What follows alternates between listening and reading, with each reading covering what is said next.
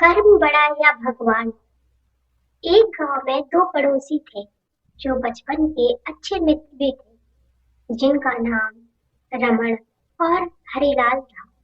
दोनों स्वभाव से काफी भिन्न थे।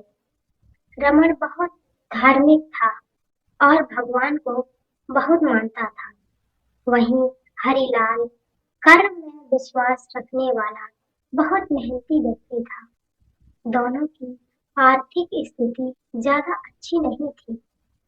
एक बार दोनों ने मिलकर अपनी परिस्थितियां बदलने के लिए भागीदारी में थोड़ी जमीन खरीदी।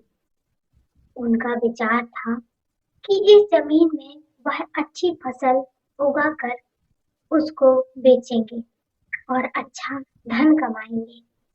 अब समय था फसल पाने के लिए खेत में मेहनत करने का।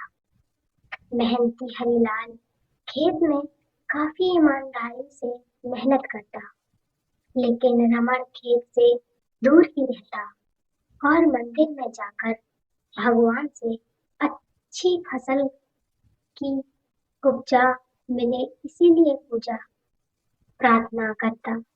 समय बीतता गया और कुछ समय बाद खेत की फसल पककर अच्छे से तैयार हो गई। इस फसल को दोनों ने व्यापारी को बेच दी, जिसके बदले उन्हें व्यापारी से काफी पैसे मिले। जब भरी थी पैसों के बांटने बंटवारे की तो घर आकर हरिलाल ने रमण से विनती की कि इस धन का ज्यादा हिस्सा उसे दिया जाए, क्योंकि उसी ने खेत में ज्यादा मेहनत की है। इन बात से असहमति दर्शाते हुए रमण बोला, नहीं, धन का तुमसे ज्यादा हिस्सा मुझे मिलना चाहिए, क्योंकि मैंने भगवान से इसकी प्रार्थना की तभी हमको इतनी अच्छी फसल हुई। मेरी भक्ति और भगवान के बिना ये संभव नहीं होता। दोनों ही अपनी अपनी बात पर अड़े हुए थे। वह दोनों इस बात को आपस में नहीं सुलझा सके।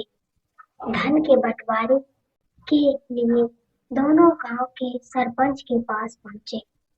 सरपंच ने दोनों की सारी बात सुनी और उन्हें पता चला कि असली हकदार हरिलाल है। फिर भी रमण की गलतफहमी दूर करने के लिए सरपंच ने दोनों को भी एक एक बोरा चावल का दिया, जिसमें काफी ज्यादा कंकड़ मिले हुए थे।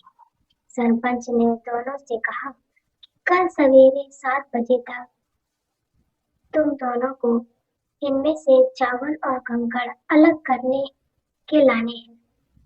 कल तुम दोनों के चावल देखकर ही मैं फसल करूंगा कि इस धन का बड़ा हिस्सा किसको मिलना चाहिए। रमण और हरिलाल चावल की बोरी लेकर अपने घर चले गए।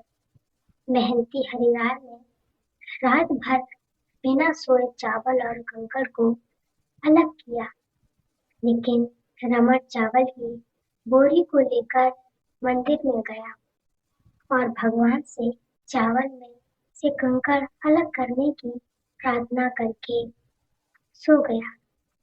अगले दिन सुबह हरिलाल जितने चावल और कंकड़ अलग कर सका उसको ले जाकर सरपंच के पास गया, जिसे देखकर सरपंच खुश हुआ। रमण वैसी बोरी को ले जाकर सरपंच के पास पहुंच गया। सरपंच ने रमण से कहा कि देखो, तुमने कितने चावल साफ किए हैं। रमण ने कहा कि मुझे अपने भगवान पर पूरा भरोसा है कि उन्होंने सारे चावल साफ कर दिए होंगे। जब उसकी चावल की बोरी को खोला गया तो उसमें चावल और कंकड़ वैसे के वैसे ही थे। सरपंच ने रमण को समझाया कि भगवान भी तभी सहायता करते हैं जब तुम मेहनत करते हो। सरपंच ने धन का ज्यादा हिस्सा हरिलाल को दिया। इस घटना के बाद रमण को अपनी गलती का एहसास हुआ, तो वो भी हरिलाल की तरह खेत में मेहनत करने लगा और अब की बार उनकी फसल पहले से भी अच्छी हुई। महत्वपूर्ण सीख। इस कहानी से हमें यह सीख मिलती है कि हमें कभी भी सब कुछ भगवान भरोसे नहीं छोड़ना चाहिए। भगवान हमेशा उसका साथ देते हैं जो कर्म करना नहीं छोड़ता। इसीलिए हमें किसी भी क्षेत्र में सफलता पाने के लिए जरूरी मेहनत करनी ही चाहिए। तो कैसी लगी दोस्तों स्टोरी, कमेंट सेक्शन में जरूर बताना। और स्टोरी अच्छी लगी हो तो प्लीज वीडियो को लाइक कर देना एंड चैनल को भी सब्सक्राइब कर देना, बेल आइकन को भी प्रेस कर देना। राधे राधे।